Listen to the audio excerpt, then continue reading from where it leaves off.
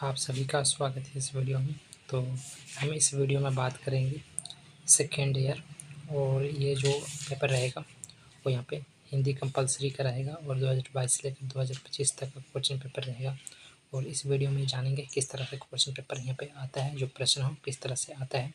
और ये जो पेपर रहेगा वो BA और BCom का जो सेकेंड ईयर का हिंदी कंपलसरी वो यहाँ पे पेपर रहेगा, जिसका कोड है यहाँ पे HIND 201 कोड रहेगा। और पेपर का नाम है हिंदी रचना पुंज।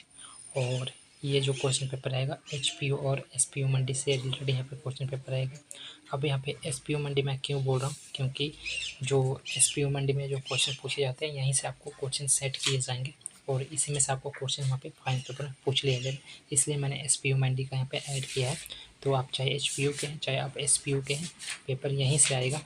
तो सबसे पहले हम इस वीडियो में बात करेंगे 2022 के क्वेश्चन पेपर के बारे में कि किस तरह से 2022 में यहाँ पे पूछा गया है एंड क्वेश्चंस आए हैं। तो आप देख सकते हैं यहाँ पे, और आपको पता ही होगा कि पेपर कितना का होता है यहाँ पे। तो आई शेड्यूल का यहाँ पे 100 नंबर का पेपर होता है। देन यहाँ पे जो रेगुलर बार है 70 नंबर का आपका पेपर होगा और 3 घंटे का ये पेपर होता है, यानी कि 3 आवर्स का यहाँ पे पेपर रहता है। सबसे पहले यहाँ पे आप देखेंगे तो MCQ प्रश्न आएगा, जो कि 1 नंबर का प्रश्न होगा और टोटल यहाँ पे 14 प्रश्न पूछे जाएंगे आपको।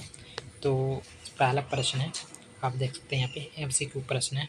जो पहला प्रश्न है ये यहाँ पे ऑप्शन दे दिए गए हैं, तो इसमें जो सही आंसर है आप यहाँ पे टिक कर सकते हैं। और इसमें जो आंसर आपको टिक किया गया है वो यहाँ पे सही भी हो सकता है या गलत भी हो सकता है। ये जो क्वेश्चन पेपर है कहीं से उठाया गया है, तो कहीं से मतलब लिया गया है क्वेश्चन पेपर, तो आप अपने अकॉर्डिंग जो इसका राइट आंसर है वो अपने अकॉर्डिंग यहाँ पे सिलेक्ट करें, क्योंकि यहाँ पे जो आंसर किसमें सही सिलेक्ट किए गए क्योंकि किसमें गलत सिलेक्ट किए गए यहाँ पे आंसर बताए गए। तो आप अपने अकॉर्डिंग जो सही आंसर है उसको यहाँ पे टिक करेंगे। जो दूसरा प्रश्न है वो घनानंद का सुजान प्रतीक है, यहाँ पे ये दूसरा प्रश्न है। उसके बाद यहाँ पे विप्लव ज्ञान कविता के पालन पोषण करने वाली वीणा किस देव की है, ये तीसरा प्रश्न है। देन जो अगला प्रश्न है वो निराला की विनय कविता में कवि किसके प्रार्थना कर रहा है। उसके बाद जो अगला प्रश्न है वो दुर्वाचल कविता में कौन सा भाव्य मुख्य है। देन इस तरह से आपको प्रश्न यहाँ पे देखने को मिलेंगे, जो कि MCQ प्रश्न है। देन उसके बाद यहाँ पे 3 ऑप्शन दिए गए, 3 ऑप्शन से जो एक ऑप्शन है वो सही ऑप्शन यहाँ पे आपको सिलेक्ट करना होता है। अगला जो प्रश्न है वो मुक्त बोध में प्रसाद के किस पुस्तक की आलोचना लिखी है। उसके बाद यहाँ पे धूमल की माता का नाम क्या है। उसके बाद यहाँ पे प्रेमचंद की कौन सी रचना अंग्रेजी का प्रतिबंध है लगाया गया। देन जो अगला प्रश्न है मोहन राकेश की तीसरी पत्नी का नाम क्या था। और उसके बाद जो अगला प्रश्न है वो सदी का सबसे बड़ा आदमी कहानी का लेखक है, आपको यहाँ पे बताना है आंसर। उसके बाद जो अगला प्रश्न है वो दरियाई घोड़ा किस विधि की रचना है यहाँ पे, यानी कि विधा की रचना यहाँ पे बताना है आपको। उसके बाद महादेवी वर्मा किस शैक्षणिक संस्था की आचार्य बनी। उसके बाद जो अगला प्रश्न है वो रामधारी सिंह दिनकर कब राज्यसभा के सदस्य बने। उसके बाद जो अगला प्रश्न है वो श्रीलाल शुक्ला भारत के राष्ट्रपति द्वारा कौन सी उपाधि दी गई थी यहाँ पे। देन ये प्रश्न 1 नंबर का आपको बता दिया गया था यहाँ पे। उसके बाद यहाँ पे दूसरा प्रश्न की बात कर लेते हैं। जीवन और मृत्यु श्री गायत्मा के 2 पहलू कबीर की पठित सखियों में के आधार पर समीक्षा कीजिए। देन उसके बाद जो अगला प्रश्न पूछा गया है उसके बारे में बात कर लेते हैं। अगला जो प्रश्न है यानी कि अथवा में जो प्रश्न पूछा गया वो घनानंद प्रेम के पीर के प्रयुक्त गायक उदाहरण सहित विवेचना कीजिए। तो आपको विवेचना करना है। जो ख में प्रश्न पूछा गया है यहाँ पे काव्यांश की प्रसंग यहाँ पे सलाह आपको करना है। देन यहाँ पे आपको यहाँ पे दिया गया, आप यहाँ पे देख सकते हैं। उसके बाद जो अथवा प्रश्न पूछा गया है देन यहाँ पे आप प्रसंग सलाह आपको करना है। काव्यांश यहाँ पे दिए गए, आप उसको पढ़कर यहाँ पे प्रसंग सलाह करेंगे। देन यहाँ पे जो तीसरा प्रश्न पूछा गया है प्रश्न है अवज्ञ के जीवन परिचय देते हुए उनकी साहित्य की यात्रा का उल्लेखन कीजिए।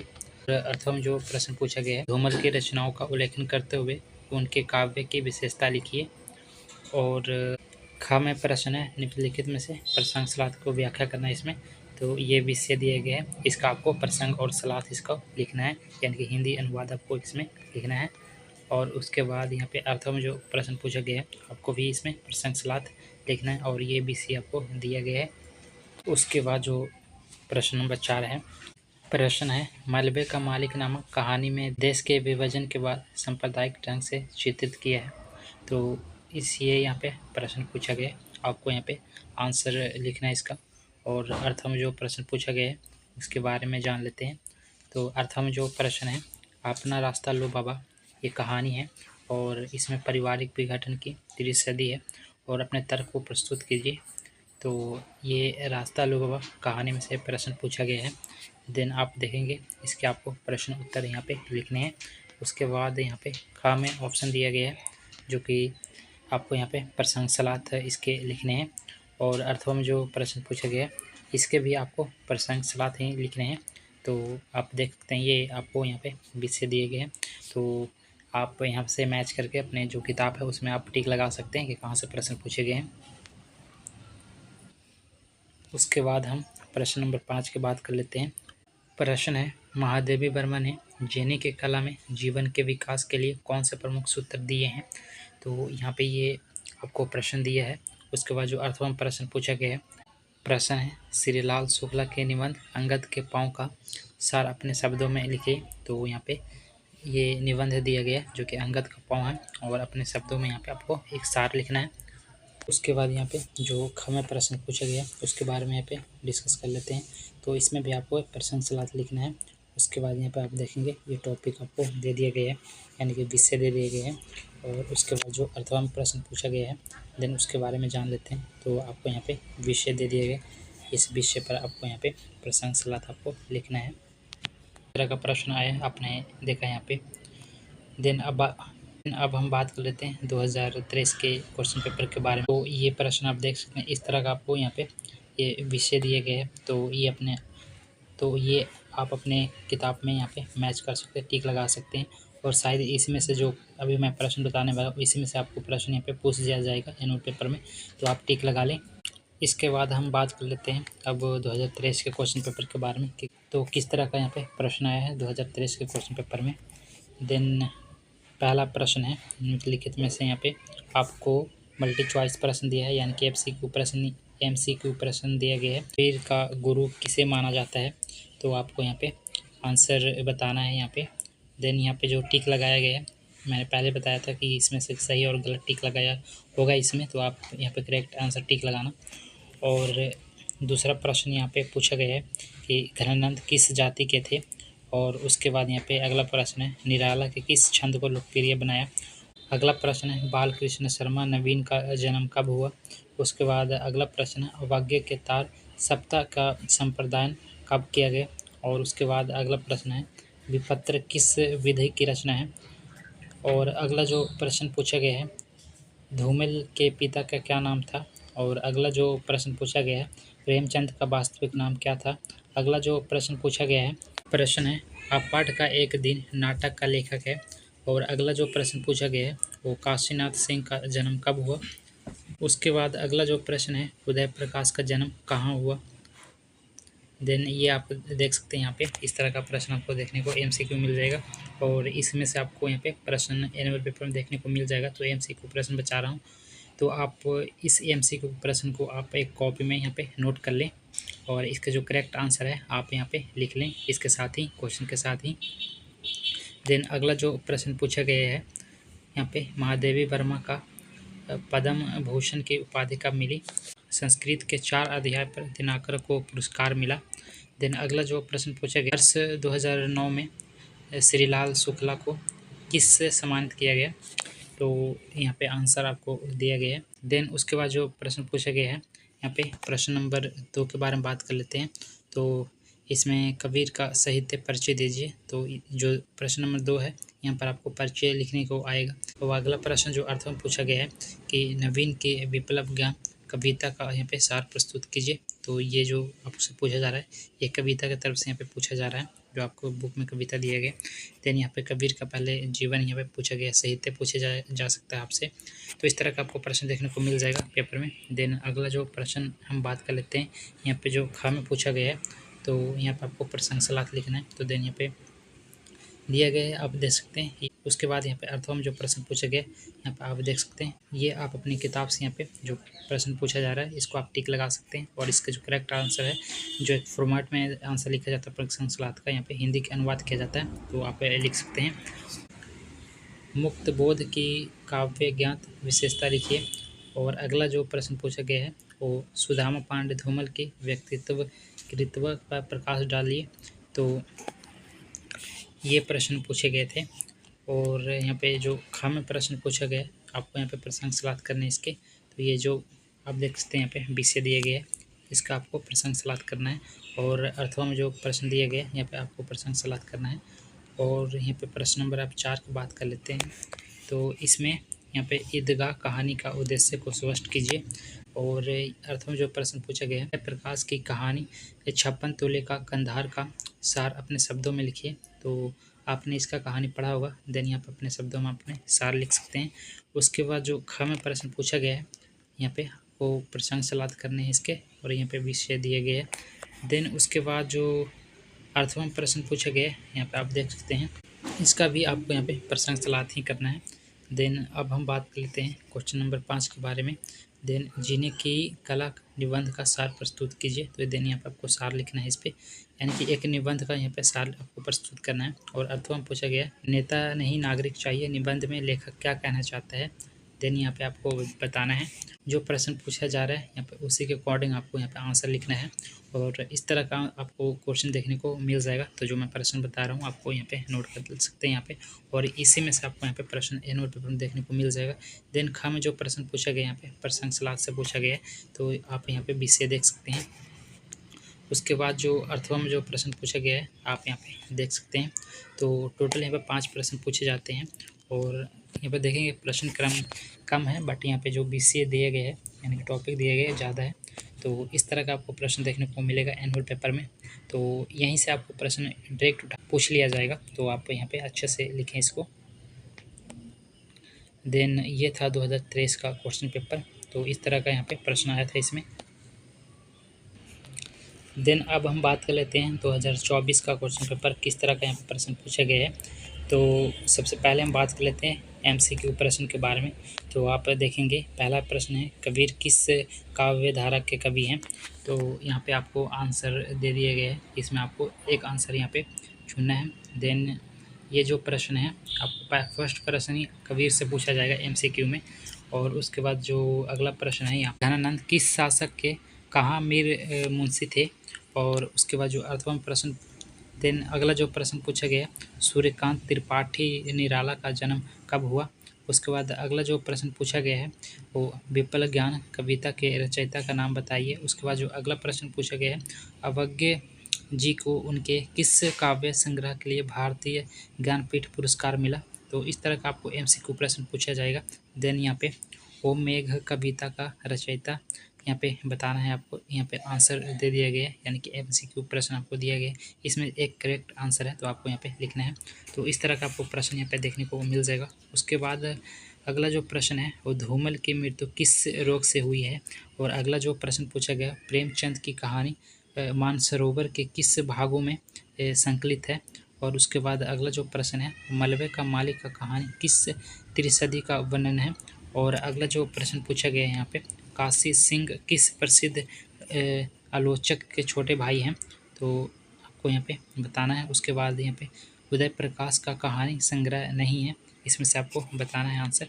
देन अगला जो प्रश्न पूछा गया है यहाँ पे आधुनिक मीर किसे कहा जाता है। उसके बाद यहाँ पे अगला जो प्रश्न पूछा गया है वो दिनाकर को भारतीय ज्ञानपीठ पुरस्कार की रचना पर मिला। यहाँ पे अगला जो प्रश्न पूछा गया है अंगद का पाँव का लेखक विधा है। और उसका जो अगला प्रश्न पूछा गया है यहाँ पे आप देख सकते हैं यहाँ पे कि प्रश्न नंबर अब यहाँ पे 2 पूछा गया है जो कि कबीर की सामाजिक चेतना पर प्रकाश डालिए। उसके बाद अर्थों में जो प्रश्न पूछा गया है अगला जो प्रश्न पूछा गया है प्रेम के पीर के कवि का घनन प्रेम चित्रण पर प्रकाश डालिए। और अगला जो यहाँ पे प्रश्न पूछा गया है ये आधुनिक मीर किससे कहा जाता है। देन ख में जो प्रश्न पूछा गया है उसके बारे में बात कर लेते हैं। तो निम्नलिखित में से प्रसंग का व्याख्या कीजिए। तो आपको यहाँ पे इसका प्रसंग सलाहत यहाँ पे व्याख्या करना है। देन अर्थों में जो प्रश्न पूछा गया इसका भी आपको यहाँ पे प्रसंग सलाहत ही करना है, यानी कि व्याख्या करना है। उसके बाद बात कर लेते हैं यहाँ पे प्रश्न नंबर 3 के बारे में। तो अवज्ञ की काव्यगत विशेषता बताइए। उसके बाद सुदामा पांडे धूमल की साहित्य की परिचय दीजिए, यानी कि क्वेश्चंस पूछा गया था। उसके बाद यहाँ पे अगला प्रश्न ख है, जो कि आपको प्रसंग सलाह यहाँ पे करना है, यानी कि इसकी व्याख्या करना है आपको। और अर्थों में जो प्रश्न पूछा गया है उसको भी आपको व्याख्या करना है। तो देख सकते हैं ये टॉपिक दिया गया है, जो ये टॉपिक यहाँ से उठाकर आप सीधे डायरेक्ट आप किताब में जो दिया गया है वहाँ पर टिक लगा लें और इसका जो आंसर है आप लिख लें और यहीं से आपको प्रश्न पूछ दिया जाएगा। देन अगला प्रश्न पूछा गया है उसके बारे में बात कर लेते हैं। तो प्रश्न नंबर 4 है, और मलबे का मालिक कहानी का तात्पर्य समीक्षा कीजिए। देन यहाँ पे मलबे के मालिक से पूछा गया, कहानी से पूछा गया, और अपना रास्ता लो बाबा कहानी का उद्देश्य यहाँ पर आपको प्रकाश डालना है। तो अर्थों में ये प्रश्न पूछा गया था। अब यहाँ पे प्रसंग सलाह आपको करना है, जो खा में प्रश्न पूछा गया। देन यहाँ पे विषय दे दिया गया, और अर्थों में जो प्रश्न पूछा गया है यहाँ पे आप देख सकते हैं ये विषय दिए गए। तो इस जो विषय दिए गए उसको आपको प्रसंग सलाह करना है, यानी कि व्याख्या करना है इसका। और 5वां प्रश्न की बात कर लेते हैं। तो जीने की कला का निबंध का आधार महादेवी वर्मा की निबंध की कला की विशेषता बताइए। तो ये प्रश्न पूछा गया था। और अर्थवम जो प्रश्न पूछा गया उसके बारे में बात कर लेते हैं। यहाँ पे जो अर्थवम प्रश्न पूछा गया वो अंगद का पाँव निबंध का सार अपने शब्दों में लिखिए। और अगला जो प्रश्न पूछा गया यहाँ पे खा में, और ये प्रश्न सलाह पूछा गया है, और यहाँ पे आपको विषय दिया गया। और अर्थवम जो प्रश्न पूछा गया है देन यहाँ पे आपको दे दिया गया, आप यहाँ पे देख सकते हैं। तो इस तरह का आपको प्रश्न यहाँ पे देखने को मिल जाएगा। तो ये 2024 का यहाँ पे प्रश्न पत्र था। अब हम 2025 के प्रश्न पत्र के बारे में बात कर लेते हैं कि किस तरह का यहाँ पे क्वेश्चंस आए हैं उस प्रश्न पत्र में। तो ये 2025 का प्रश्न पत्र है, यहाँ पे आप देख सकते हैं। तो पहला जो प्रश्न पूछा गया है यानी कि MCQ का प्रश्न पूछा गया है, कबीर का अर्थ क्या है। देन यहाँ पे मैंने पहले बोल रहा था, तो मैंने पहले ही बोला था यहाँ पे कि कबीर से आपको 1 नंबर का क्वेश्चन डायरेक्ट यहाँ पे पहला ही पूछ दिया जाएगा। तो इस तरह का प्रश्न आपको देखने को मिल जाएगा। उसके बाद अगला जो प्रश्न है, घनानंद किस काव्य धारा से संबंधित है, देन आपको बताना है। अगला प्रश्न है, हिंदी साहित्य में किस शोक गीत का नाम पुकारा जाता है। अगला जो प्रश्न है, विप्लव ज्ञान कविता का मूल भाव क्या है। और अगला जो प्रश्न पूछा गया है, कितनी नावों में कितनी बार संग्रह कौन सा पुरस्कार मिला। और अगला जो प्रश्न पूछा गया है कि मुक्त बोध मुख्यतः किस काव्यधारा के संबंध थे। और अगला जो प्रश्न पूछा गया है, धूमल की कविता को किस श्रेणी में रखा जाता है।